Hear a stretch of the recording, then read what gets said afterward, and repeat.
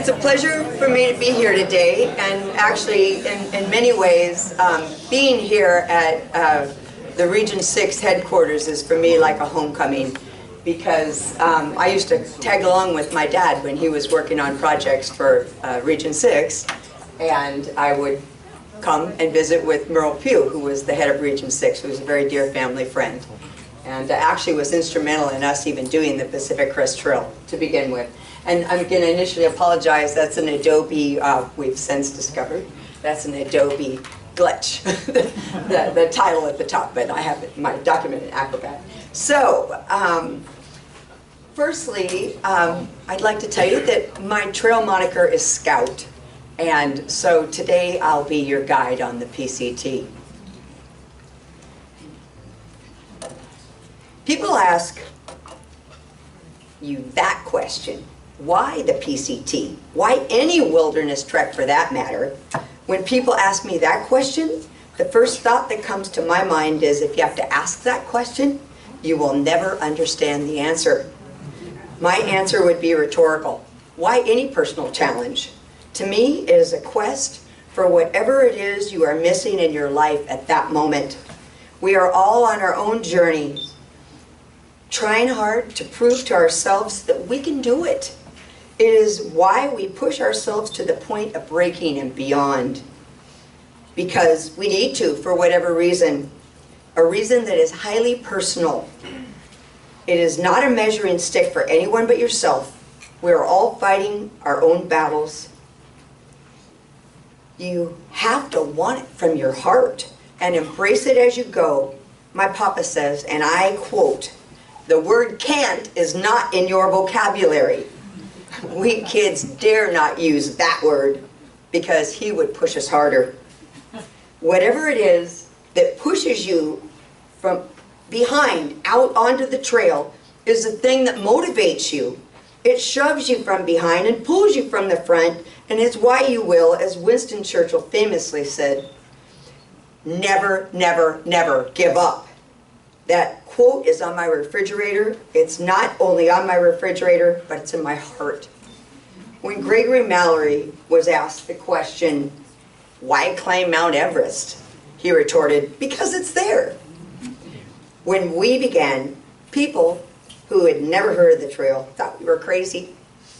And we were, because the newly designated Pacific Crest National Scenic Trail had never been done. So, for us, our why has a couple of reasons. My father believes, and so do I, that why for us is a genetic memory, as we come from a long line of travelers, mountain men, and adventurers. We just felt something that drove us.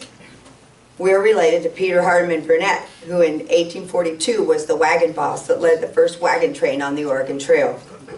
The thing that pushed us out onto the trail was that we were missing a place that felt safe in light of the cultural revolution that came with the Summer of Love in 1968, and previous to that. We wanted to travel back in history to a gentler time and place, one without drugs. We wanted to connect with the earth, and what better place to do that on the PCT? My father was an avid photographer from the age of 8, and spent a lot of time in the outdoors, including a lot of time at Spirit Lake. My grandmother would go up there and fish, and I remember well Harry S. Truman as a child. And my dad did a lot of skiing and became a Mazama when he was 14, and climbed the mountain 3 times by the time he graduated high school, as did many of my relatives. And my grandfather was a lawyer of mineralogy, and he had sent my dad to Utah for the uranium boom. He had the Geiger counter in his hand back there. And my grandmother was an amazing fisherwoman, but she also was a business person, and she could put on a dress and pearls, or she could tie a fly and fish most guys under the table. She would go miles to get to where the fish were. And this is my mom and dad. And actually they were at Nice at this time, and my mom was pregnant with me. And my brother came first, and my father was in the Air Force, and he was in the photographic unit, and he developed the U-2 reconnaissance film from over Russia, the Sergeant Gary Powers stuff, and developed it into bombing maps. And then I was born, and my dad wrote in my baby book, he created an additional section that was baby's first travels. There wasn't one, and it said car, bus, train, plane, ship, and then another category, rocket ship. I have yet to fill that one. And then my sister came along, and we were just a happy, happy family. We had just everything that contented us in life, with lots of birthday parties and family fun. And my dad at this point was around the time that JFK was assassinated, and he was really pretty disillusioned, and we were living in Portland. And so we pulled up route, and we loaded up into, we had a little 1958 Morris Minor, and loaded up into the car, and away we went to San Francisco. And we didn't know where we were going or where we were going to live. We were just going, and I remember singing that song, San Francisco, Here We Come, right back where we started from, but it just didn't quite make sense. But, you know, that's where we went, and we ended up in Marin County. And there, life was perfect. And we lived in this idyllic little place that was on 6 acres with all kinds of fruit, and I mean, it was amazing. Figs and persimmons and grapes, and life was perfect. So we had a beautiful dog, and we used to take the dog, and we would go to the beach, and we then got horses, and we would ride through the redwoods, and at night we would sit around and talk. And at this time, you know, I was living in Lagunitas, which was in the San Geronimo Valley, and that was where Janis Joplin lived, and the Grateful Dead, and Neil Young, and a number of other people. And there were a lot of drugs going on. The neighbors would have Janis over, and she'd sing all night long, and oh, geez, it was horrendous. And so anyway, and I'd walk through her yard when I would go to the babysitters after school. My mom's best friend would take care. I'd go right through Janis's yard. You'd see her down at the store. She'd be in her great big old land barge.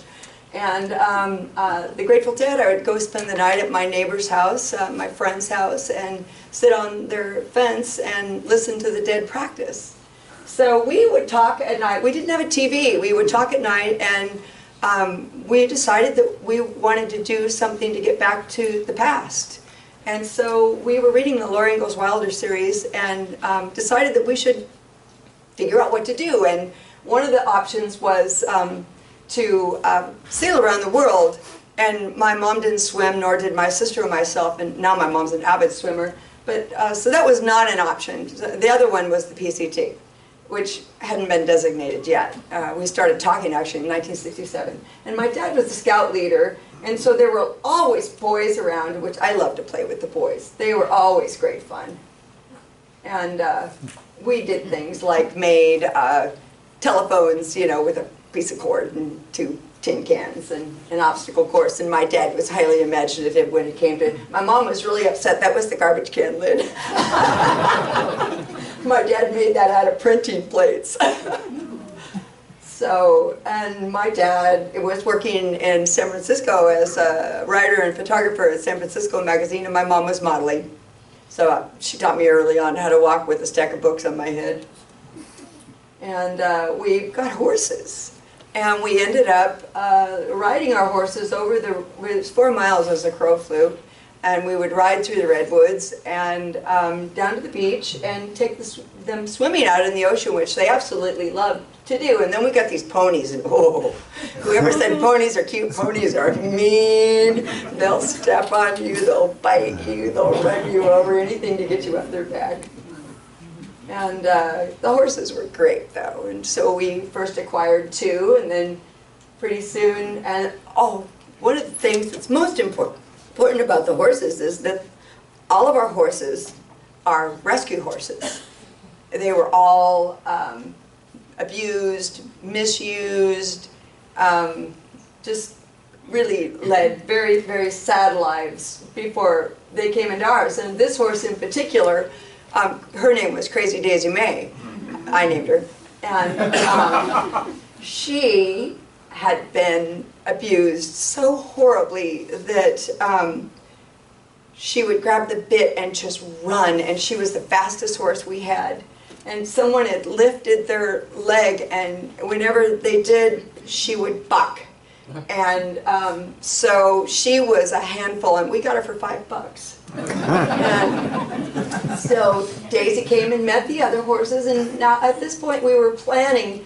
But before we went, my dad was sent by my grandpa up to Alaska to find silver, along with this geologist. His name is Bob Keesweeter, and he lost his life observing Mount St. Helens when it blew. And indeed, they did find silver. It's my dad still has the mine today. It's a roadless, trailless area, just completely wild. And our bush pilot here is Don Sheldon. You may have heard the name. Sheldon Amphitheater is now named after him. It used to be Ruth. And Dave Johnston, there, the tall redheaded man, was on the first ascent to Denali in 1967. Still a very dear friend of mine today, and a couple of sourdoughs. And their task was to bring in a crew of 26 men. And so they did, and Don landed all the supplies needed on a frozen river, and they had to build a runway, which you can see is just taken off there. It's a little bit of dust at the end, and it was just an absolutely fantastic time. This is Don entering what is now Sheldon Amphitheater, and he after we came out, we were there from April until October, and then as a last thing before we went home, he took us up to Ruth Glacier, which he built a physical structure there that you can actually rent. It's the only physical structure on Denali. And my dad called, it's called the Mountain House. My dad called for my mom to come, and she checked us out of school, and away we went. And so that April, we were up in the wilderness, and my dad here is building the cook cabin. And I'm playing with Dave Johnson, who's 6'7", by the way. And we built enough of these half-wall cabin wall tents to house the crew of 26. And they came up and they trenched and blasted. And I helped to build. And my dad here, up the mine goes all the way up to the top of the mountain. It's really quite spectacular. And we had a helicopter to transport us up to the mine itself. My mom jumping out of the helicopter. My mom mostly was there to cook, though. And there was one other woman who was there, who was the wife of one of the workers. And my family, I think my sister was just in trouble at that moment there. And it was fun. We had so much fun, even though it was in the wild. And, you know, there were bear and moose and caribou and whatnot all the time. You just see them crossing. And my sister and I had our own little play tent, and we had cans of the paint that they would mark the mine claims with, and aluminum foil, and that's a lifetime of fun right there. A Barbie doll, you can make aluminum foil clothes, and there's all kinds of good stuff we did with that. And our bunk was right above my parents' bunk. And I am forever spoiled for fishing. We would take the helicopter. Those fish had never seen a hook. My mom, myself, and the other woman, we cooked meals on that stove for 26 people. It's wood, of course. And morning, noon, and night. And here she is making pies. And this is the cabin today. I was just there in August and flew in, landed on the runway is now, I made that on a stovetop. The oven itself wasn't working, so I made a convection oven using a bowl and a pan, and it's an upside down pineapple cake. Anyway, this is the runway, what's left of the runway today. It was 3,500 feet, now it's 900 because the river changed bank. So who we are. My dad, this is my dad, and as I told you, he developed the U2 reconnaissance film, and that man could read a map better than anybody. If I want to be lost, I want to be with him. He knows maps, and he had two 35mm cameras. My mother carried one, and he also had a 2 1/4, and he would have to bang them on the horn to get them to advance sometimes when it was cold. One of them gave it up altogether, the 35s. And at any rate, This is my father. And here he is up on, of course, the knife's edge. And my mom on Crazy Daisy May. That's, of course, down south. And my mom was very uncomplaining. My mom would, and beautiful, and just capable. And he said, let's go, and she said, okay. And away we went. And my brother, Barry Jr., he was 12 at the time that we began, and about 6 feet tall at that point. And this is, of course, you can see where we are here. And he is quite the horseman, and quite the reader. I gave him the Odyssey, and he said, oh, I read it. And he said, oh, I'll read it. And I said, but you already said you read it. He said, every good book needs a read. So, very into his books. And this is myself. And my son, he took my hat. And I finally had to take it back from him. So, and this is me at Ramona Falls. And I'll point out that my father and I made all of our gear. I'll talk about that a little bit more here. Spoiler alert, my horse gave birth.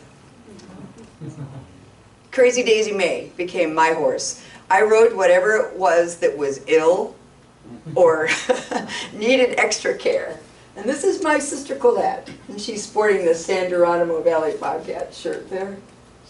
And she too, we just absolutely loved and adored our little tag-along. And this is James Miller. He's a family friend, and he joined us for a part of the trip. So, I couldn't mention all of us without mentioning our horses in equal proportion, because in many ways they were what it was that we were family. And really, you know, they would carry you like an egg that might break. They absolutely, if a cougar came, like a cougar showed up at Grassy Knoll one night, and we could see it at the edge of the grassy area there, and they all came running like, Mom, Dad. They were so afraid. This is one of two places we actually marked. Each of us put our horse's shoe up. This is the border. This is the southern terminus, and this is Charles. And each of our horses had more than one name, but Charlie Horse was his real name. But we called him Sir Charles sometimes because he definitely was the alpha male. There is always an alpha male, and they'll fight it out. Here is Charles taking my mom across a swollen river. I think that's the Seattle. This is Colonel Rags. Now, Colonel Rags was a horse that he was in his 20s. He had a tumor on his lip. He had a great big, long, ugly head, and oh, had he been abused. Poor thing. And he had tufts of hair all over his body. And this is the only picture of him being ridden, because I think it's really the only time he was. But you could put anything on his back and he would take it anywhere, between two trees, like inch it, between two trees. I've never seen anybody, and loving, and he loved, you knew when he was going to roll because he'd make that sound. You know, when you would get to a grassy or a sandy spot. He loved it. There was actually a meadow in Indian Heaven we called Colonel's Meadow. And this is Big Enough. Now, Big Enough was actually my horse, but he was a stud, and he was a rescue horse. He was they called him Bag of Bones when we got him, and he was $40, and he'd come directly off of the range, and he'd never been ridden, but of course, I don't think he was old enough to be ridden when we got him, but I'll tell you more about Biggie. He was a horse with an attitude. Well, I'll tell you one thing. My mom had a flat on the Morris Minor, which, if you know a Morris Minor, is these teeny tiny little, you know, and so we put the flat on Biggie's back to take it down to the garage to get it repaired, and Biggie went, oh, like it was the biggest weight he ever carried in his life. This is Pocaroba. And Pocaroba was an Arabian and just an absolutely amazing horse. just dearly loved Poparoba. He became my sister's horse. This is big enough. When my dad did school programs, kids used to cry when they saw this because they thought that Biggie was dead. They're just bonding. Yeah. And we did a lot of that. I love that he's reading Zane Grey here.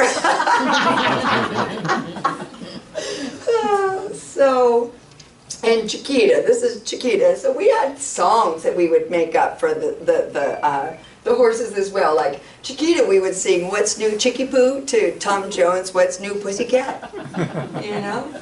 And she was my horse, but I never really got to ride her much because, as I said, I rode what was ill. And this is Skookum, which means strong, big in Scenic. And like Skookumchuck means strong water. And he was crazy. I mean, really crazy. He was 6 years old when we got him. He was an Appaloosa, absolutely stunningly, one of the most beautiful pieces animal I've ever seen in my life. And he had eaten local weed out on the range, and he would just in a moment have like an LSD flashback and go and all of a sudden take off and like run. He'd run right through a fence. I mean, nothing stopped him. He was insane. So he was ridden rarely. But he also could pack. And they would love each other and we would love them. And it was just absolutely wonderful. Oh, Big Enough's song was to the tune of "Hello, Mrs. Robinson." Heaven knows a place for those who neigh. This is what you do when you have all kinds of time. So in our, this is No Name. No Name, he'd broken a phone on every person who had ever tried to climb on his back. And when my dad bought him, he paid $75 and he says, "What's wrong?" And they told him, well, he'd broken a bone on every person. We took him. And he was called No Name because he had none. And he had been raised on acorns and he was 5 when we got him. And this is Hungry. And we called him Hungry because he looked hungry. And but later we called him Professor Hungro because he would, if you were reading, come and stick his nose into your book or the newspaper or whatever it was you were doing. He wanted to know. And we put glasses on him and a hat, and anyway, and he put up with it. So this is Crazy Daisy May. And since I told you my filly was born, I'm going to go ahead and tell you about the birth of Crazy Daisy's little filly tag-along. It was the most magical moment, really, other than the births of my own children, probably the most magical moment in my life, and definitely the most magical moment on the trail. And this was up on Grassy Knoll a night or two before she was born. And my dad had already gone down to the meadow. She was born just outside of Indian Heaven. And my dad had already gone down to the meadow and saw that she had been born, and he came and he dumped me out of my sleeping bag. And we went down and there she was. And I was just, in love. And look at all the horses standing around like aunts and uncles. They were just so adoring of that little filly and protective, and Daisy particularly so. And I look at her ears, and the blood's still on the tail. And already you can see the look in Daisy's eyes are like, this kid's making me crazy. She was something, and she's like, you want me to go? We waited almost a week, and then we had to move because we knew things would be difficult if we didn't. And she moved, and she came, and she went with us. She made it all the way to Snoqualmie Pass, so from nearby Indian Heaven. So I mentioned that we made all of our gear, and in fact we did. My dad and I, just my father and I, we were the only two in the family. My mom didn't sew, and my sister didn't sew, and my brother didn't sew. So my dad and I made all of the pack saddles. We made all of the reins, all of our leather clothing. That you see that I'm in here, my sister. I made a set for each of us, 2 of them, as a matter of fact, and we made feed bags and hobbles. Actually, I have here with me, these are sidelines, and those were used to keep the horses nearby. And the ones that were more inclined to stay, you would put the sidelines on, and the ones that were less inclined, you would put on hobbles. And this is my my dresser drawers, if you will. I made this, and everything I owned in the world needed to fit within these bags. And my dad, he gave me 3 boxes when we began, and he said, put everything you need in here and give away everything you don't need, and then all the rest that you can fit in this box you can send to grandma. And that was it. So I remember going to visit my friends saying, I want you to have this. And it was really hard to give up some of those things that you loved, but it made you magnanimous all at once. So my dad's doing repairs here. He's using horseshoes to make me stirrups. I had lost my stirrup. And we made our saddle pads, we made the pack saddles, all of that, everything. He made hard side panniers. Oh, we also used, I'm showing you about the different implements and things that we used. That gold pan was used for all kinds of things. We used it as a wash basin. I'll show you some other things we used it as later. And water canteens and water bags were really, really important. Buckets, collapsible buckets, our wash tin, which was repurposed for all kinds of things. Super important. And here she's putting on some, this is my sister Colette, and she's putting headgear on. We got up any way we could. That particular horse happened to be a rescued racehorse, and he didn't make it that very far before we realized that the racehorses just were not going to make it. So, so here she is putting on gear. This is a good way to do it. And my brother, this lasso that you see here, he really had nothing to lasso with it except for us girls. He'd say, run!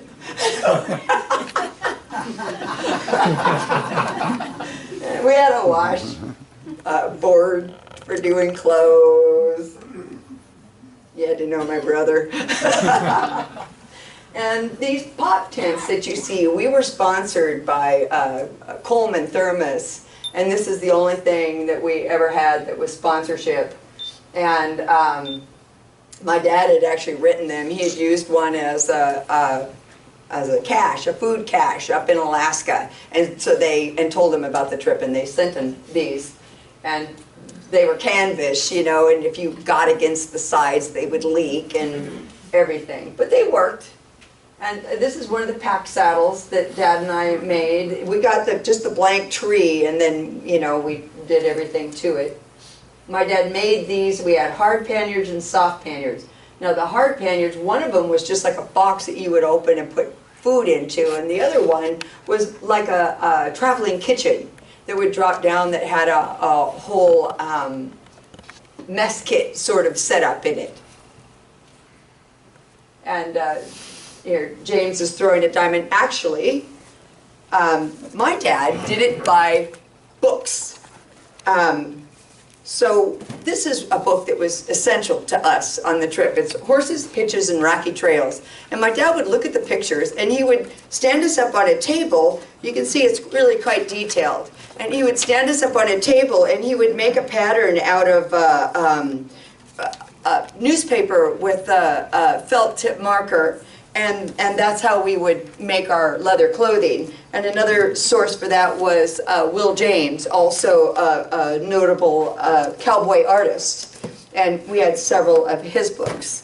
Actually, I should say we really did this trip by book, not by the books, but by book, dropping a definite article. So let's see here.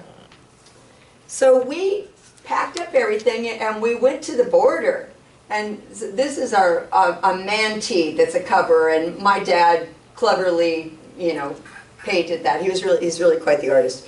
And we went there in February, and we took 2 months. We stayed at Hauser Canyon, which is just outside of Campo, and we only had 4 horses with us, and they checked us out of school, and we did correspondence, and as we went down there, my dad had to learn how to shoe, and we drove through LA during traffic, and the horses are in the trailer going, it was really quite something. And so my dad learned how to shoe to do this, and he had an old mule skinner come and show him. Of course, we needed rain gear.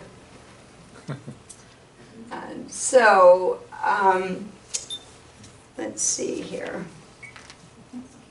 So I'm going to talk a little bit about what the trail system was then. The PCT was designated a National Scenic Trail, as I'm sure most of you know, October 2nd, 1968. Much of the trail was a dotted line, a suggested route. Many ends did not meet, forcing us to travel cross-country. Old trail systems were cobbled together to create a newly minted trail. The California Riding and Hiking Trail, which ran for a large portion of the trail, was actually a loop trail, and intended to be a loop trail that looped through California. Because where we were in Lagunitas, there were California Riding and Hiking Trails, so it came up and went back down the coast. So my dad, being the cartographer, as I told you he was, took Warren Rogers' PCT relays. This was our Bible. And actually, Warren became our friend, this is signed by Warren, something we really treasure. And he had a photocopy of Clinton Clark's log of our daily itinerary. And this is how we found our way. And it was really quite vague, but this is all that really existed at the time, other than these, and these were equally vague. I had all four. I'm missing one at the moment. But these are, if you haven't seen these, and you're welcome to come up and look at these. I made a copy of this, so if, I would prefer you not touch it. But so Oregon and Washington were the only two states that actually had these guides. And they fold out into a large map, and they're broken into sections. And they printed them for both years. And then in Washington, my dad lifted this from the Marin County Library. We spent a lot of time at the Marin County Library. But this is High Trails, which is a guide to the PCT for the Cascade Crest. And so that is how we found our trail. And aside from that, my dad went to Menlo Park. We were living, as I said, in Lagunitas at the time, and he bought every single topographic map for the entire route. And in places where we were unsure where the trail was intended to go. So we took these resources that I just showed you. We had a great big living room and laid them end to end, Mexico to Canada, all the way through. And my dad got down, and with marking pen, we marked and we put probable maps, and we had a whole color system of how it would work. And then as we traveled, we had these with us, and we would mark them according to how we went. This happens to be the one for the Bridge of the Gods. And Three Sisters, that's what I brought with me. And so that was initially, and then my father, we were sanctioned by the Forest Service. And my dad had been friends for many years with Merle, and he wrote every single ranger station and national park office on the entire system. And many of us told them told us that don't do it, you're crazy, you can't, it's impassable, there's no way through there. Well, of course, there was the California Riding and Hiking Trail, which in parts of it, it would be there, but then it would disappear. It would just like a rabbit down a hole. And the very last one we saw, it had been a week or so. We were almost to the Oregon border, and lo and behold, there's a California Riding and Hiking Trail. It was crazy. And this is actually going through Whitewater Canyon, an example of us getting off and building the trail. We built a lot of trail as we went. And it came clear to us pretty early on that much of this was impassable. Something that really is most important that I forgot to mention here is that a lot of the trail, two-thirds, the Forest Service estimated that two-thirds of the trail was unbuilt, and that 400 miles crossed private property. And much of that came with locked gates and sometimes angry owners with guns. And that happened to us frequently. I mean, almost daily in Southern California, we had lock gates. And what our solution was first we tried to dig up the posts and lay it down and put blankets and walk the horses over and then reset the posts. And then after an experience that I'll tell you about in a couple of minutes, we went and got a fencing tool.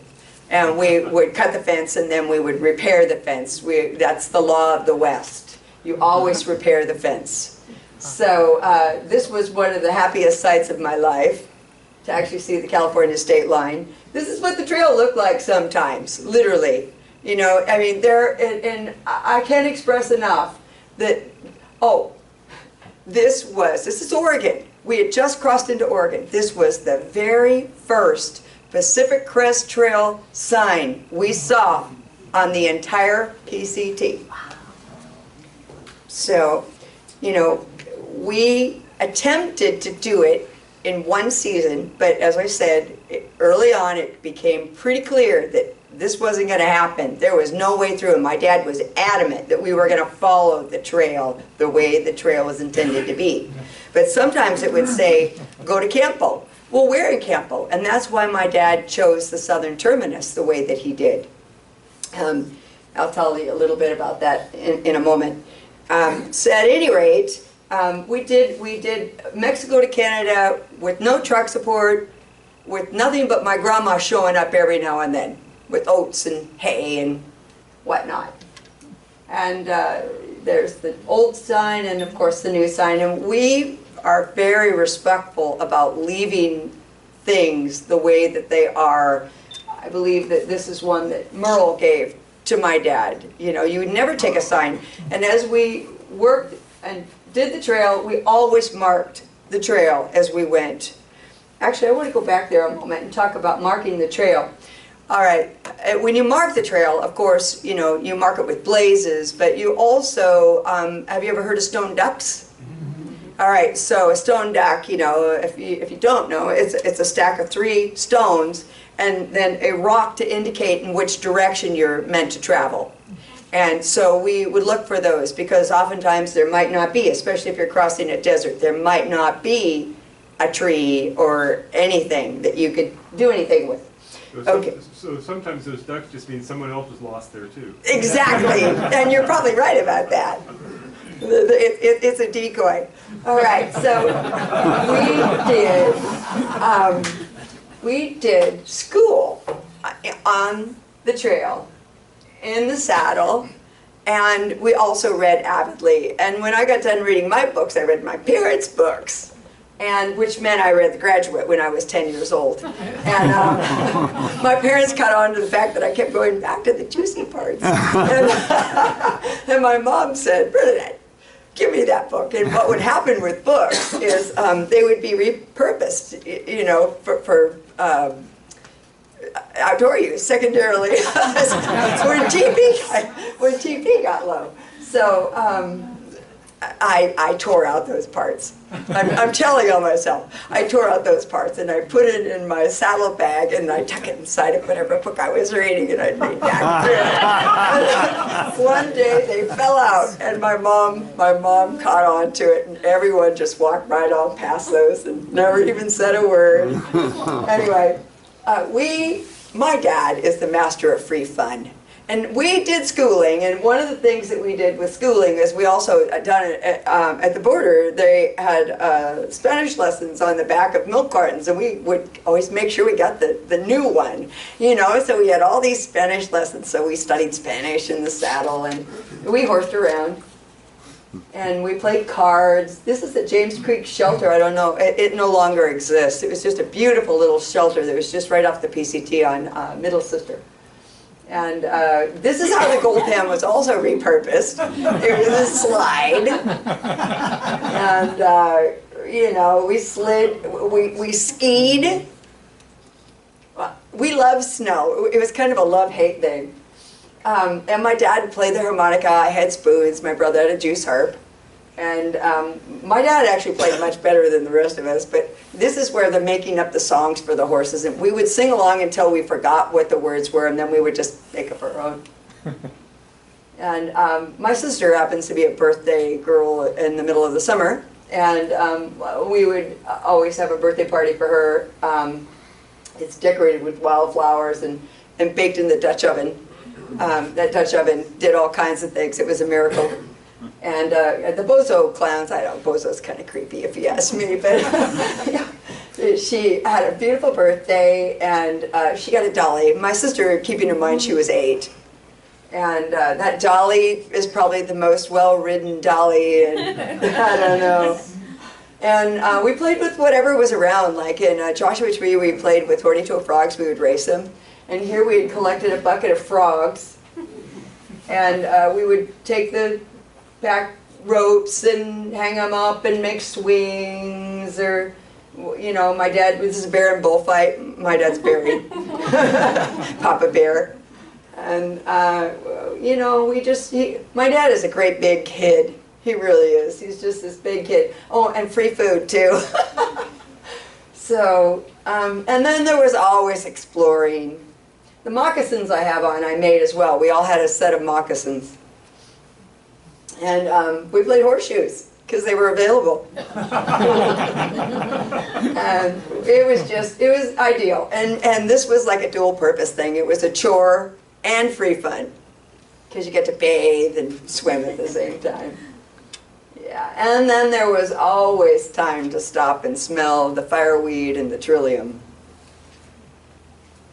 So we're here at the southern terminus, and this came about because my dad went into the hardware store there, and he asked the gentleman who he'd become quite familiar with, where is there a place of significance, because they say Campo. So they said, well, there's an old customs house that's just right down across the border.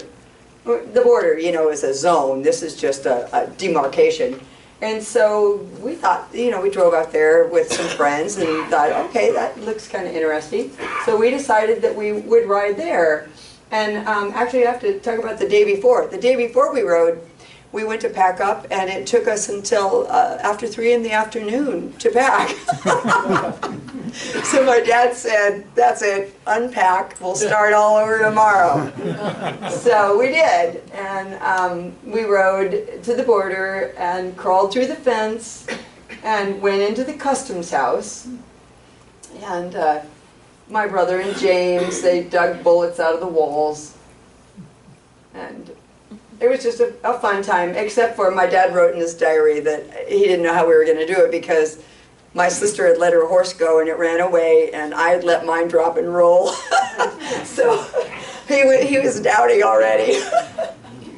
Oh, so we saw lots of beautiful flowers. And not just the mountains have beautiful flowers. I'm sure you know the deserts have beautiful flowers as well. And we started on our way. And along the way, I think we're about ready to head up Los Pinos here. Oh, actually, we're at Cayamuca here, and we had snow. It was the 2nd of May, and we had snow. Unbelievable. And this is one of the places that Skookum went totally nuts, and he had packs on, and he kicked them off, and there was like, we were picking up cans. It was like an Easter egg hunt with provisions. It was crazy.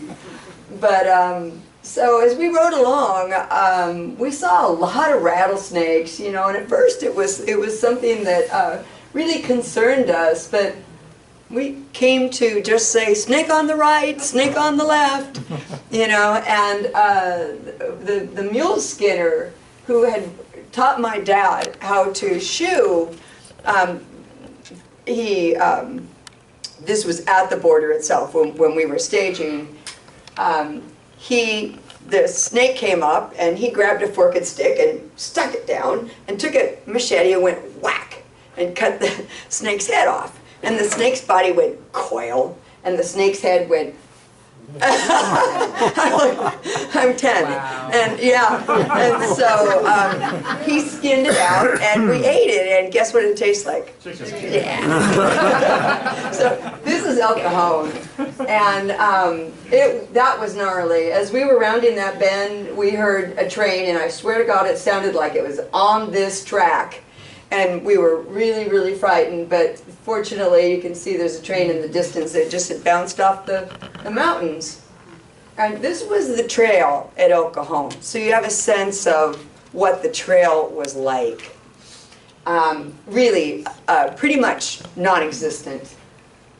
Sometimes there were places where there were roads and what have you, but very impassable. This is, of course, one of the toughest stretches of the trail I ever experienced. This is Whitewater Canyon, and if any of you know of it, it's rugged. And we went up the canyon, and there was a day, I think we made a mile or two, and lost 9 shoes. Wow. And so you would go a mile, and you would then have to stop and repair. And we had to ford this river back and forth and back and forth, and it was really pretty frightening. And at one point we couldn't find which way we were supposed to go, and you know, Dad was looking at the map, and he would use often the phrase, "It seems to me," you know, looking at the declination. And we later found, after we had crossed over with all the horses, a California riding and hiking trail sign that some Boy Scouts had laid down and made a bridge out of. I just thought of a story that I really wanted to tell you. Okay, so this is going up Whitewater. Our first week on the trail, we went a day forward and a day back, because at our first camp, we woke up in the morning and all the horses were gone. They had gone back to where we had camped the night before. And so we would have to go back and get them, and we'd come back. And then okay, this is home. And then we'd go the next night, and then sure enough, they'd turn around and they'd go back. And this happened for like 4 or 5 days. So we'd go a day forward, a day back, a day forward, a day back. And finally, my dad says, "That's it, I'm tied." And we knew who the leaders were. We had them all tied up, you know. And the leader was actually Pocoroba. And he could untie a notch with his teeth. And he went and untied all of the horses he wanted to bring with him. So, and this is typical, you know, blowdowns. You know, this was just another day in Southern California. This was a more marked trail, but oftentimes it was not. And this is into the Mojave Desert. And I guess this is as good a time as any to tell you my water bucket trilogy. Oh, I love this photograph. They're alfalfa fields, as you know. They're sucking the aquifer dry there with the alfalfa fields. And of course there's an aqueduct that runs right through the Mojave, but you can't get into that. You can't get any of that water. And the farmers would say, that ranchers, they didn't want us there at all. And so they basically told us, if you want water, drink out of the trough. And some of them wouldn't even let us water our horses. Talk about no trail angels. And, you know, although there were, I have to retract that in many ways, because there were some really wonderful people that we met along the trail. These power lines that you see overhead here, there were buzzards that would be hanging and like sparking on those. So going through the Mojave, or just before we entered the Mojave, I had a water bucket here. I'm going to stop here because this is going up to Tehachapi. I had a water bag on my leg that was like sloshing, and I thought, oh, gosh, you know, so I'm riding side saddle, and I'm not paying attention, and pretty soon that thing slipped off, and I got in trouble. And that was one of 3, I'll tell you another one when we get a little farther. That was one of 3 times I lost an essential item that was life or death. And you know, I can say, well, I was 10, but I was a member of this traveling tribe, and I needed to be responsible. And I tried to be as best I could. So, you know, God started to get into the Sierra and into some beautiful meadows, and also, you know, once again, you know, it's very difficult to find trail. Okay, so I'm going to stop here and tell you about what happened. And this is how my dad would read the map. He would hang his leg over and read the map. And he was reading the map, and we were at Lake Hemet, and we had come to this place that it was impassable. There was a big fence, and he says, okay, we're going to go down the side of the cliff and swim the river and underneath the dam and go up the other side and see if we can get around it. So we did. And we got up around the other side, and guess what? There's a cyclone fence. So we go back down, swim the river. There's a waterfall underneath where we swim, too. It was really frightening. And back up to the spot we were when we decided that. And this, how many hours have passed now.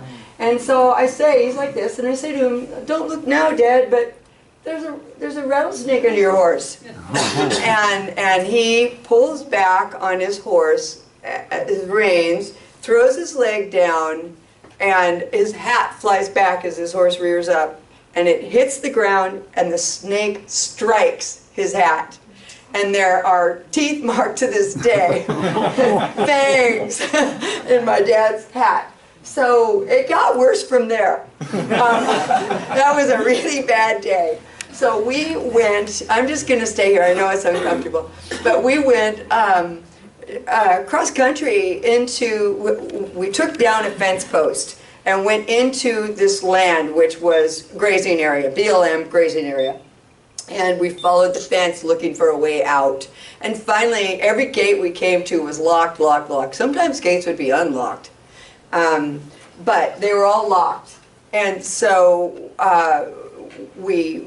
my mom crawled through the fence and went, there was a grocery store not far away.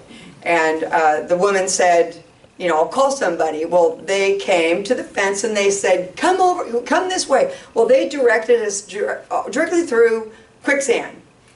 Quicksand. We sunk our pack string in quicksand. And Skookum, the one that I told you was,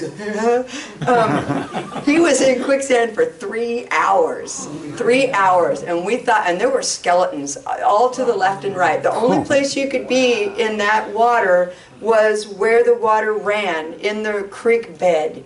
It was firm enough, but if you stepped to the left and right, so you had to go where it was deep to where the bend was and climb up.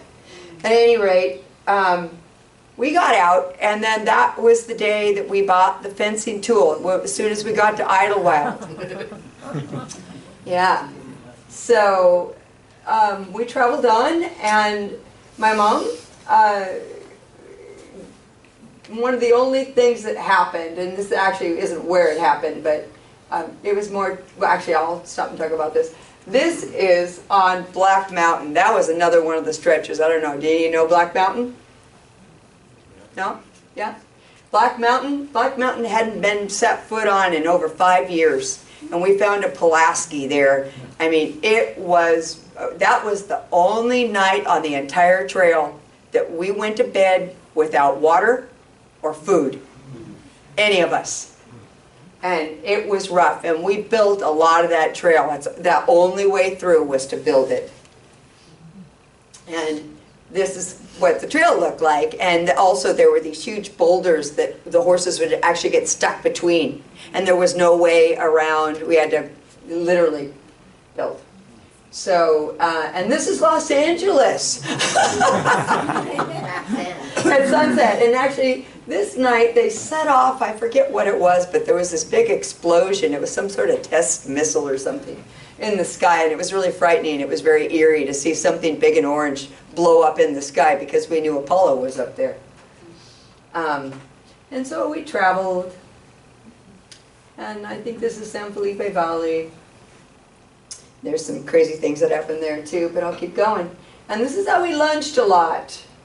And on this portion of the trip, as I told you, we had to do it in 2 seasons. And on the first portion of the trip, what we did was my parents would go to whatever store was available, sometimes needing to hitchhike to acquire food. And that was really difficult. And so that's what we did. This is crossing the San Joaquin River. I think this was our first swinging bridge. It took my brother and my father to hold back Skookum coming across that thing. I don't know who was bowling back who. So we rode along, and I think this is Kern Plateau. And we loved being up in the mountains. It was wonderful, but it had been 100-year snowpack. And it was just deadly. And really, it wasn't the snow as much as it was the rivers. The rivers were just raging. And there was one we came to, and Dad said, I'm not going to lose you to make it to Canada. So we made a decision at that point, as you can see. I mean, it was just really tough going, but we loved it. It was really hard to make the decision that we did, which was to drop down to the Owens Valley and bypass Forester Pass. It's the only way we were going to make the trail. So we did, and we could look up and we could see it, and it made it all the sadder. And it was 120 degrees, and I'm telling you, it was like riding through hell. We rode at night, we turned around in the saddle and put our heads on our saddlebags, and that's how we rolled. And then we made our way back up the granite staircase and rejoined the PCT just as soon as we could. And so we rode along and just absolutely loved and adored being up in the high country, as did the horses. I wish I could show you. I have 4,000 or more photographs. It was so hard for me to choose, and it was even hard for me to choose what to tell you. You know, this of course is Half Dome, and we're sleeping here, but I'm going to pause here to tell you the story about the Boy Scouts. We came through one of those beautiful little meadows that you get to when you're going through Yosemite, and they thought they were so far out there, they didn't think anybody would be coming, and they were skinny dipping. And all of a sudden the battle cry went out, girls! There were a few towels, and the boys were all fighting for the towels, and people were shoving each other in the water. It was great. When we were going through Yosemite, my mom went into the store there to get a fire permit, and they said, what is your license plate? and my quick-witted mom made up a number. And then forever after that, we called them National Garbarks. So, you know, Vogelsang Pass, I was back before this, but when we went over Vogelsang Pass, we met a ranger, and I'm going to preface this with, I just crammed this, so if you see things out of order, I just put them in sections, and so I know where things go. I just ran out of time. So, but anyway, Vogelsang Pass was, they said, impassable, and the ranger who met us said, he asked where did we come from, or no, he said, he thought we said, where are we going? And we told him where we had come from, and he said, oh, you can't go there, that's impassable. And we had just come. So, of course, these are the Half Domes. And just absolutely spectacular. My dad, you know, being a photographer, really worshipped Ansel Adams. And this is Bernice Lake. And we stopped here and fished. Of course, my mother's name is Bernice. And she couldn't fry them as fast as we could catch them. We didn't do much supplementation. We never hunted. We would fish, and that was really pretty much it. Other than that, we obtained food in the ways that we all obtained food. I'll talk a little bit more about our food later. So, you know, we just had, it was a wonderful time, and here we are in the Mother Lode, and I remember being so struck at these graves, at the youth of these people, and their lives, and that they struck out. And I understood that they struck out for mineral, because my grandfather was a lawyer of mineralogy, and my dad had been doing mining, or prospecting, I should say, for quite some time. Well, he was 15, I guess, when he was sent on his first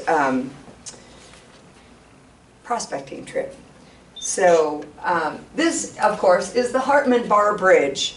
And at that time, yeah, I think you can see, it was so dilapidated. There were whole boards missing. It was frightening to cross over, and it swung. And it's 50 feet off the river. Which river is that? Feather River. It is a Feather. Yeah, it's the Feather River. And oh my gosh, it was frightening. And so my dad is taking Skookum across. Skookum once again. And Skookum, one of his legs drops down through one of the, yeah. And just like he got him out of the quicksand when he said, come on Skookum, you can do it. Skookum trusted him. And very gently he let my dad lift his leg up for another meadow. And so we lived another day. And on the other side of Hartman Bar Bridge, it said, unsafe for livestock. Yeah. So there are lots and lots and lots of river crossings. Some more gnarly than others.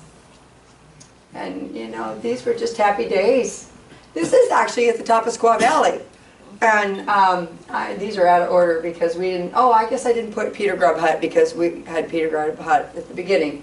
And this to me always looked like riding across the moon. But we rode right up the ski run, and this is Donner Pass, which always creeped me out. Okay, so this is totally out of order. But we're underneath the ski lift here at Squaw Valley. And this is one of the places, and I won't mention by name who she was because there's more to that story. And I gotta, when I'm writing my book, I'm gonna have to think about how what I'm gonna do with this story. But there were a number of people that wanted us to take their kids with them. That we'll pay you. And she was one of them. Anyway, there's no picture over here, so she remains nameless. But this is the trail, and there's a lake just beyond. Do you see that? That's literally the trail. My dad taught James how to shoe because it's, you know, shoeing 12 horses is a chore. You know, and I forgot to mention, of the 12 horses, 6 of them packed and 6 we rode, and 3 carried provisions for the animals. And everything that we needed for ourselves other than our food and our tents, we kept with us. This is my grandmother, and I would have to do the math to think of how old she is here. Getting close to 70. And she comes up and visits us because this is getting close to the end of our first half. This is September 9th, and the snows were still really bad that from the winter. And so my dad says, okay, Mom, you know, up on the horse, we're 10 miles in. So we were at Green Island Lake. And she came and took us away, and my dad stayed with the horses for a bit until he could get them out of there. My dad's funny. He's been able to hitchhike with horses. Someone pulls up with an empty, I'm telling you, it's the truth. It's the craziest thing. He pulled up with a racehorse truck, empty. And they were going his way.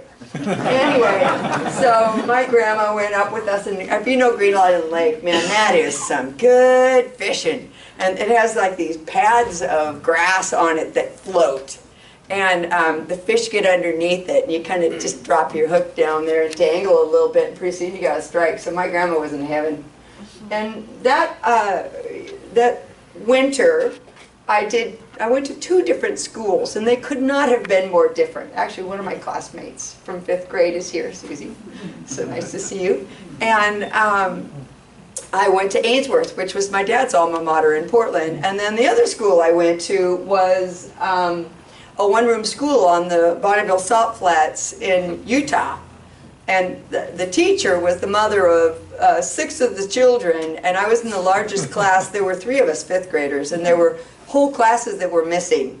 And there were 1st grade through sophomore in high school. And say if you studied kinetic energy, she would give you a sheet to study, and the 1st graders would answer the first 2 questions, and the sophomore would answer all. So you get as far as you could go, you could go. And actually it was a really good education. So my grandfather has a marble mine, and he sent my dad out there to stake on the marble mine. And it was nice to be out again. And out there were wild horses, which was always a pleasure. We lived at a warm springs with, with no power or anything. And the school was an 18-mile ride in a pickup truck on a dirt road. And we were so happy to be back on the trail. This actually, skipping a little bit ahead, this is Logan Lake. This cabin was actually built by a freed black slave. And not shortly after that, my mom, there's a whole sequence here, but we're going across, and it's hard really to see quite how steep that is, but that is really quite steep, that snowshoe. And my mom's horse, which happened to be no name at this moment, decided he didn't want to go. So he turned around, and my mom fell off and slid underneath the horse's legs all the way down to the bottom of the chute, which really could have been disastrous. There she goes. And but luckily not. And so, we're finding our way, and the way was just, this is the trail. And this was a 5-foot deep chasm. It was like a creek that ran through a meadow, and that was really the only way through. So this is up near Lassen, and what we have in our cups, which was joyous, was Jello water, hot Jello water, because when you're wet, it's delicious.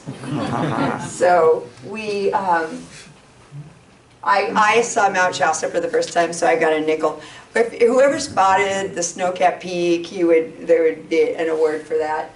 And we could take our tents down in 90 seconds. You also got a nickel for that. Whoever got their tent down first. And this is we crossed the California state line, and my dad was so happy to be home, and just so excited we were home.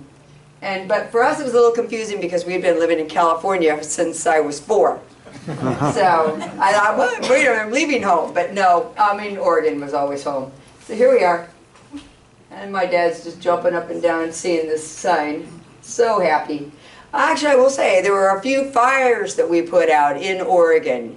We carried with us shovels, pickaxes, and a Pulaski, actually, is the proper term for what we carried.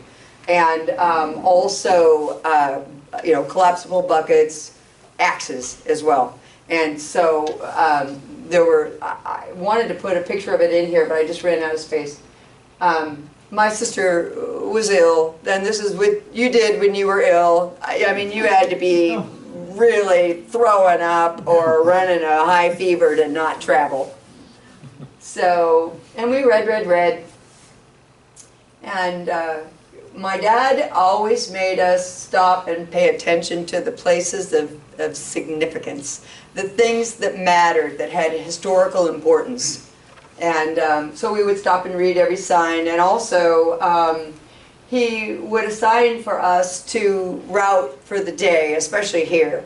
Not so much in California, but he would give us the resources. We all carried with us, each of us had a set of the Forest Service maps or the National Park maps, whichever it was that was pertinent to that area. And we would route for the day. And there better be food and water at the end of the day. I remember there was one day that one of us did it and there was not food and water, and that was a 40-mile day. And I forget, it was in the middle of the night that we actually ended up finding food and water, and it wasn't that great. So these are our typical camps that you see. And I'm sure you all know these peaks. Just absolutely love this, of course, is Wikia Plains. This is another place that you could win something, a game, a word game or whatnot. Lunch would be, you could, win a prize, which might be the extra oyster, a smoked oyster or a sardine or something. Yeah. I know most kids wouldn't go, oh, sardines, but I did. So, and of course, there's lots of this, but being in Oregon was just heaven. Now this is James Creek Shelter, which a friend of ours who was a packer for the Forest Service out of Sisters built. And this is one of the places that we actually marked our horses' names. One of 2 places, the other was Mike Orch. Cabin up in Washington. My brother is probably accusing my sister of cheating at cards. Add a little tiny mirror. And we love the rocks. We love to explore. My brother didn't have to get off his horse to do it, to pick rocks, to pick huckleberries, to pick flowers. This is Opie Dildock. And of course, this is Jefferson Park. And it was really hard to find a camping spot in Jefferson Park. Not because there weren't camping spots, but because there were so many camping spots that the choice was just impossible. And we went back and forth, and we finally chose one, and we were sad to leave. And of course, this is up on the lava fields. And that was one of my favorite places, was the D-Ride Observatory. Just absolutely spectacular. You're all familiar with it, I'm sure. Yeah, get in there, and there are windows at which you can view snow-capped peaks, and they're all marked as to what their height is. And here we are heading home, Ramona Falls. You know that lake. And the Barlow Road. And we were heading in, you know where we're at, right? Yep.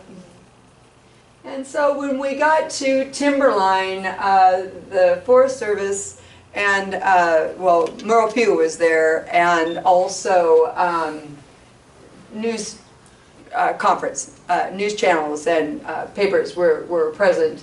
The tall gentleman here actually happens to be Kirk Horn. Are you familiar with Kirk Horn? He's a wildlife specialist, and his wife Beth is a wildflower specialist. And Merle Pugh. And they greeted us there, and it was really quite lovely. Now, one of the things that my family did, we practiced leave no trace. And not only did we leave no trace, we picked up every piece of garbage we saw along the way. We brought out as much weight as we took in. And so we wrote on our packs, these are panniers here that are soft side panniers. We wrote on our packs, "Pack it out." And so we started that, and Merle said, "Hey, we should do something with this." So we started Hootie the Hoot Owl. And Merle had bags printed up for us, which Kirk Horn, who I think is about 6'7", brought to us at Timberline at the press conference. So we would distribute these bags along the way, telling people, "Hey, pack it out." So, but my dad remembers that a lot of the Boy Scouts used them to carry water. So they were really good bags. Anyway, of course, this is Paradise Park, which was really probably one of my favorite camp spots. And here's a rare occasion of eating meat. We almost never had meat. What meat we did have was freeze-dried. Freeze-dried or canned. And I'll talk a little bit about what we did the second half of the pack trip was we bought food, and our food came from places like, of course, you know, REI and whatnot. We had a really low number, and also from Oriental grocery stores, Asian grocery stores. A lot of great food in Asian grocery stores to take that's dried, it travels well. And space food. We had some of the very earliest space food. And so that was kind of fun. And we broke it all up into portions depending upon the number of days that my father felt it would take to do that specific section, and had that all with us along the way. So I gotta speed up here. Actually, I need to go back here for a moment. Illumination Rock. My dad used to climb up there with his skis, and then he would, with skins on his skis, canvas skins, and he would ski Zigzag Canyon to Rhododendron, never turning downhill. You know where we are here, Joe, right? Yeah. And so when we got to we actually camped at the roundabout, and Ron Rombalski came, and he was the port authority then, and he helped us through it. And so when we crossed the Bridge of the Gods, they did not stop traffic. There were log trucks and cars coming, and our horses were just fantastic. The gentleman that you see kneeling there is from National Geographic, and when we got to the other side, there was a press conference, and all of the news channels, the Oregonian, the Journal, the Columbian, everybody, and the Skamania County Pioneer. And What that's, date was that? What date was I that? think it was August 27th, no it wasn't, that was the day that my filly was born. It was a few weeks before that. Oh, actually, I have the newspaper. I'll tell you in a minute. So we were met there on the other side by a press conference. You can see people coming right up behind us. I wish I had the one with the log truck. I guess I didn't get it in there. And but that's where I met Roy Kraft, and Roy Kraft changed my life. I went to work at the Skamania County Pioneer, and he's a big part of my life and a big part of Rich's life as well. My friend Rich, who's here. And at any rate, so that's what happened there. And then we had to go because there was no section there. The trail picked up again at Dog Mountain. And of course, Dog Mountain had not been worked on. Actually, after the pack trip, we came to live in between Wind and Dog Mountain. That's where we lived. And we built our own trail up onto Dog. And we would ride up Dog into Rainier all the time. That was my summer vacation. And so here we were. Oh, see, my sister and I had braided ever-patient Chiquitas mane. Poor Locke. So that's where I would come to work years later. And little did I know. And yeah, so I'm riding through the town where I actually ended up going to high school. And we rode on Sweeney's Corners. Can you believe that? That was crazy. Okay, and so we got to this place on the PCT where we could actually join up again, and there was a huge blowdown. So we had to kind of make our own little way there for a little bit, but that was no big deal because we had already been doing that. And so this was actually up on Grassy Knoll, and this was the night that we saw the cougar, and it too was a dry camp, except for we cut a trail down to where if you've ever been to Grassy Knoll, there's a water trail. We made that. Yeah, and we carried water for all the horses.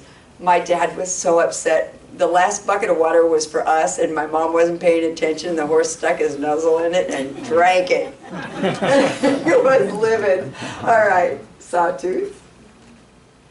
And here's one of the fires. We went up to, maybe I have a picture of it in here, I don't think so.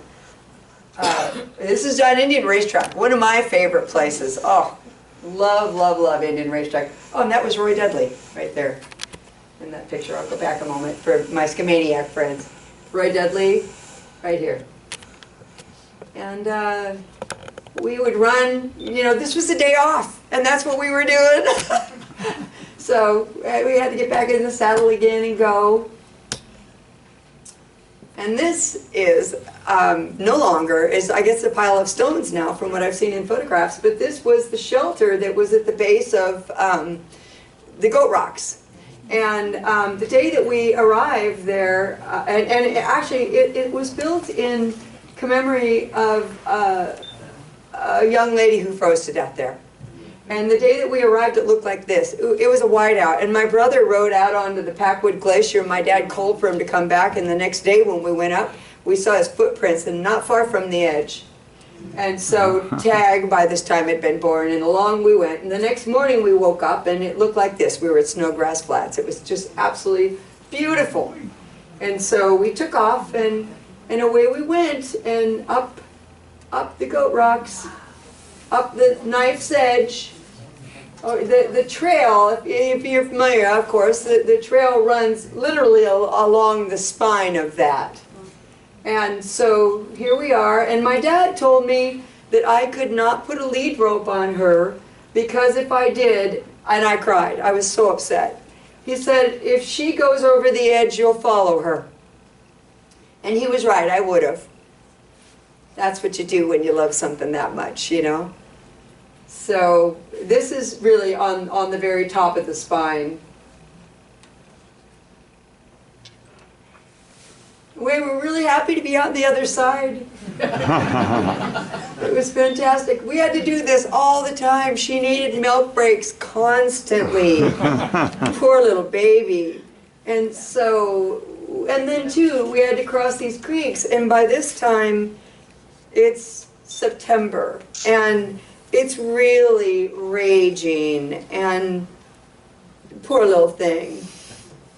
And this is Blowout Mountain. I don't know if you know Blowout Mountain, but there had been a fire through there, and I kid you not, those huckleberries were the size of grapes. They were enormous. That fire did wonders for it. I've never seen anything like it. And my mom's lips are purple.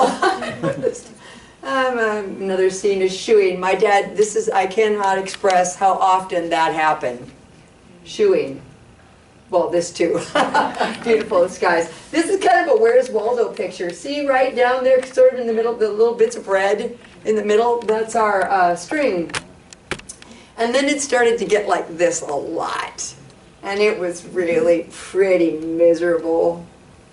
And so by the time we got to Snoqualmie Pass, this is actually, I think, Stevens Pass. By the time we got to Snoqualmie Pass, the decision was made to send my sister home with my filly and the mare because we were never going to make it if we didn't do that. And so we did. And it was really a sad day. It was really a sad day. And it was at that particular cash pickup that we picked up my dad's snowshoes.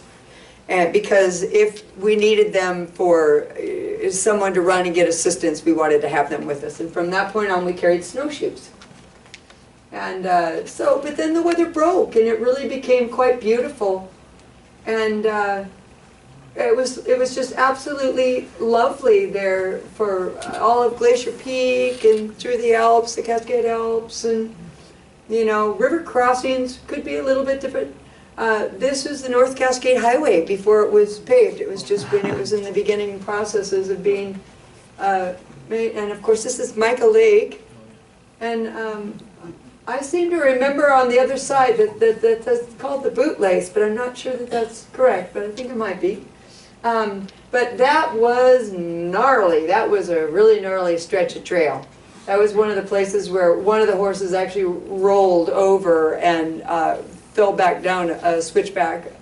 There was only one other place like that, and that was Black Mountain, where my mom's horse rolled onto the top of a large boulder, taller than her feet.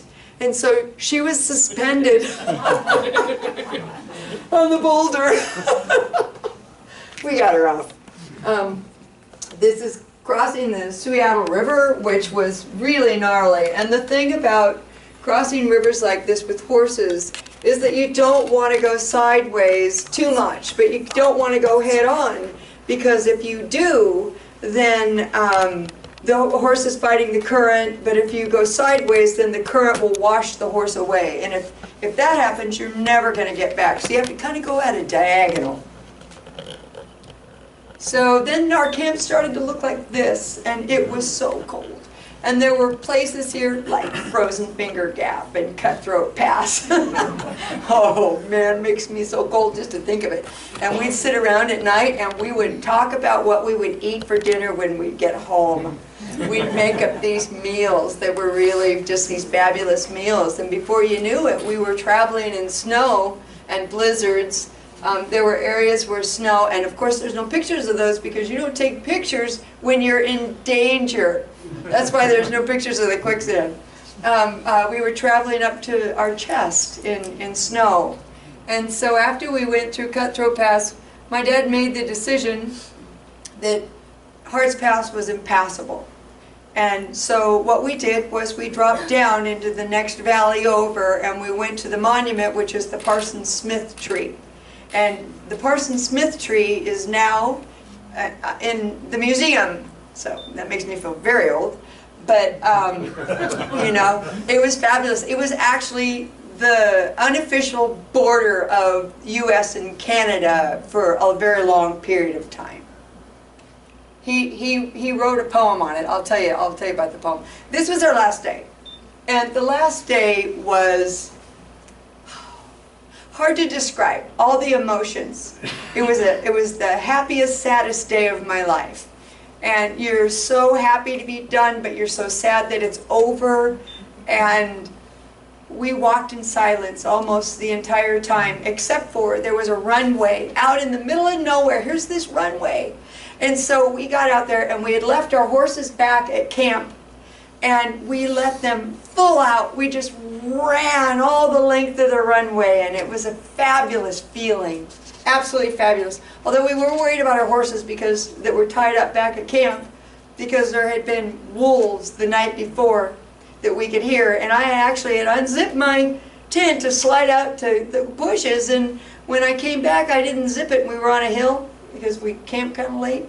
And I slid out into the snow and lay there all night long. I'm thinking, oh, it's cold. And, oh boy, it was. Okay, so this is a buck saw. And one of the things that we talked about at the beginning of the trip was like tools that people used when they were alone in the wilderness. And my dad had told my brother about a buck saw.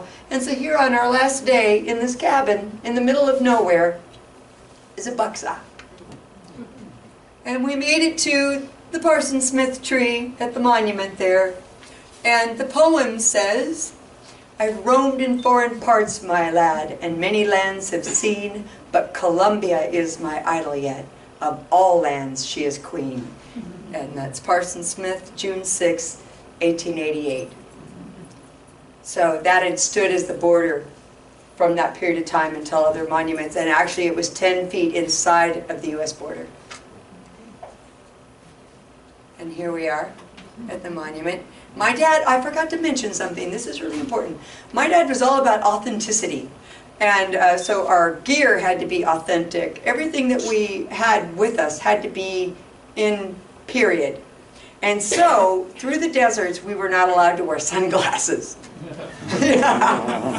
And my raincoat is enormous on me. And I actually had Vietnam-era mittens with gun fingers, and they were huge. Anyway, so that was the end of our journey. But our family continued to journey, and I wanted to tell you a little bit about what happened next. My dad wrote an article that he put into his briefcase, and he went down with blind faith, and it's in Life magazine here, and he bought a one-way ticket to New York. And he had a new suit, new hat, new boots, and he went to, first he went to Look, and they said no, and he went to Life, and he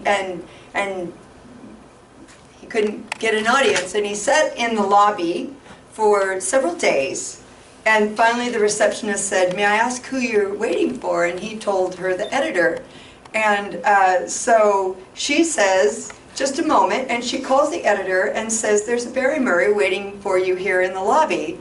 And she says, just a moment, and she goes to a file cabinet and she pulls, they had followed us with the AP and the UPI our entire trip.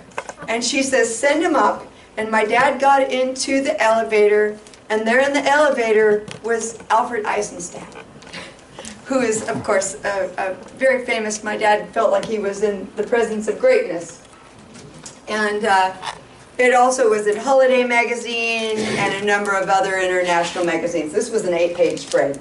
And he got home because he walked out of there with a check for $6,000. So, and that was 1971. And then he came back here and he worked with the Forest Service to put together, this is a 20-something odd page brochure about the PCT. And he wrote it, and a lot of the photography is his and illustrated and whatnot. And actually one of my favorite pages in here is this one. Different signage. But at any rate, they hand-rolled, I believe it was 6 copies, and the interest on the PCT had grown so greatly that they killed the project because they felt that the trail was not ready for the number of people that would go out onto the trail. So that was the end of that. Oh, and then we went on to hike at the Chilkoot Pass and kayak the Yukon River. Here on, this is me on the left there. And we put in folding kayaks, and there are 4 large lakes, and then the entire river. They still have fish wheels up there. I don't know if they still do today, but they did. This was 1974. I was 15. And White Stag sponsored us. How about that? Yeah, that eyewear. So, and my dad, my hero. And Dave O'Dell, who hiked the PCT in 1971, also did the Yukon and is a very dear friend of mine. I met him then in 1971, and here he is today. And that's the end of my story.